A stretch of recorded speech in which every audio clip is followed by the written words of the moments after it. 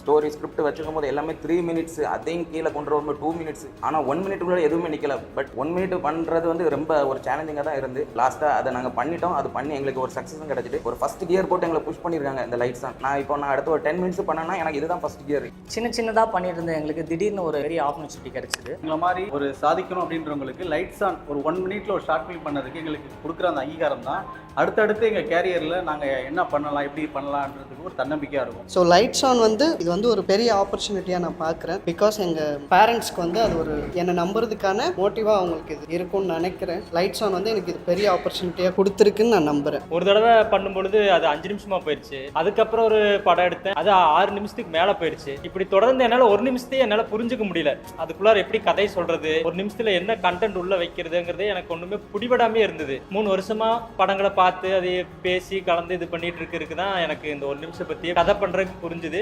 And அந்த ஐடியாவே லென்த்தே 1 minute தான் இருந்தது. அதுக்கு உண்மையாக இருந்து ஜென்யூனாக ஒர்க் பண்ணோம். நாங்கள் வேறு ஒரு ப்ரொஃபஷனில் இருந்தாலும் சினிமா தான் எங்கள் எல்லாரையும் ஒன்று சேர்த்துச்சு.